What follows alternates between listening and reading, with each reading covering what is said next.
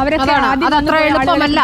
ആ കാര്യം ചെയ്യുന്നത് അത്ര എളുപ്പമല്ല എന്നതാണ് ഒരേ ബൂത്തിലെ 2 പേരുകളുടെ കാര്യത്തിൽ സംഭവിക്കുന്നത്. പക്ഷേ മറ്റൊരു മണ്ഡലത്തിൽ നിന്ന് ഇപ്പുറത്ത് വന്ന് വോട്ട് ചെയ്യുന്നവരുടെ എണ്ണവും കൂടുതലാണെന്നുള്ള വിവരവും പുറത്തു വരികയാണല്ലോ. റോഷിപാലിലേക്ക്. റോഷിപാൽ, ഇപ്പോൾ വ്യാജ വോട്ടിൽ നമ്മുടെ വാർത്ത അന്വേഷണത്തിൽ ഇപ്പോൾ ഒരു നടപടികളിലേക്ക് കലക്ടർ കടന്നിരിക്കുന്നു. ഉദ്യോഗസ്ഥരുടെ യോഗം വിളിക്കുകയടക്കം ചെയ്തു. എന്താണ് അറിയാനാകുന്നത്? അപ്പുറത്ത് തലസ്ഥാനത്ത് മുഖ്യ തെരഞ്ഞെടുപ്പ് ഓഫീസറെ ഒന്ന് ബന്ധപ്പെടാൻ ശ്രമിച്ചപ്പോൾ അദ്ദേഹം മാധ്യമങ്ങളോട് മിണ്ടാനേ തയ്യാറാകുന്നില്ല എന്നുള്ളതാണ് നമ്മുടെ മുന്നിലെ യാഥാർത്ഥ്യം.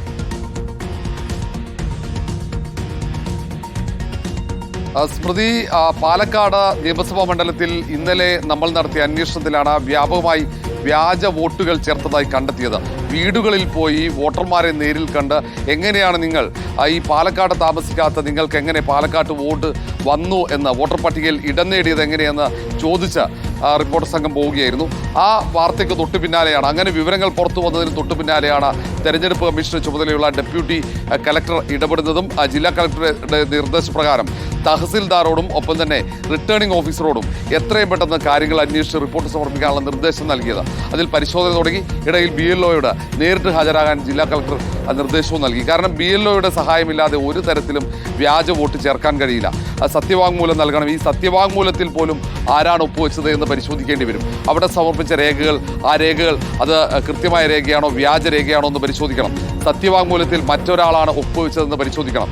സംഘടിതമായി തന്നെ വ്യാജ വോട്ടുകൾ പാലക്കാട് നിയമസഭാ മണ്ഡലത്തിലേക്ക് ഈ വോട്ടർ പട്ടികയിൽ പേര് ചേർക്കാനുള്ള അവസാന നിമിഷം അത് ചേർക്കപ്പെട്ടു എന്നതാണ് യാഥാർത്ഥ്യം. അത് നമ്മുടെ അന്വേഷണത്തിൽ അത് ബോധ്യപ്പെട്ടു കഴിഞ്ഞു. അതിന് പിന്നാലെയാണ് രാഷ്ട്രീയ പാർട്ടികൾ ഈ കാര്യത്തിൽ വലിയ ആരോപണങ്ങൾ ഉന്നയിച്ചു തുടങ്ങിയത്. 2700ഓളം വോട്ടുകൾ, വ്യാജ വോട്ടുകൾ നിയമസഭാ മണ്ഡലത്തിൽ കോൺഗ്രസും BJPയും ചേർന്ന് ചേർത്തുവെന്ന് CPM നേതൃത്വം ഒരു ഭാഗത്ത് ആരോപിക്കുന്നു.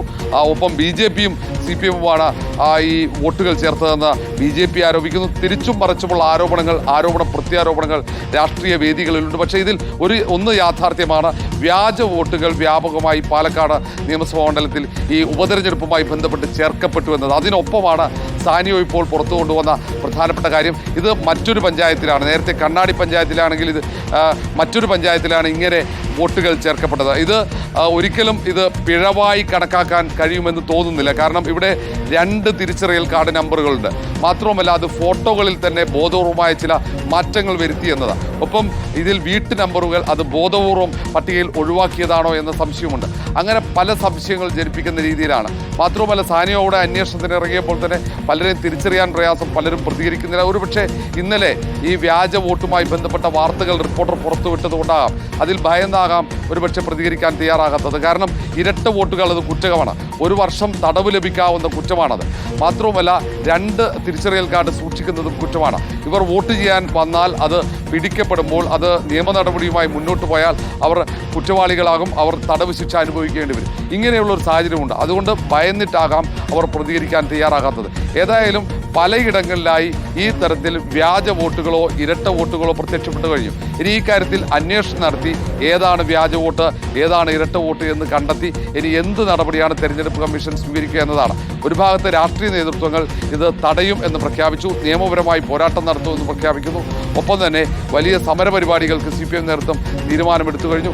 അങ്ങനെ ഈ തെരഞ്ഞെടുപ്പ് പ്രചാരണത്തിൻ്റെ അന്തിമഘട്ടത്തിൽ വ്യാജ വോട്ട്, ഇരട്ട വോട്ട് ആരോപണങ്ങൾ പാലക്കാട് നിയമസഭാ മണ്ഡലത്തിൽ വലിയ ചർച്ചയായി മാറുകയാണ്. സ്മൃതി, തീർച്ചയായും അതിൽ രാഷ്ട്രീയ പ്രതികരണങ്ങളും വന്നുകൊണ്ടിരിക്കുന്നു എന്നുള്ളതാണ്.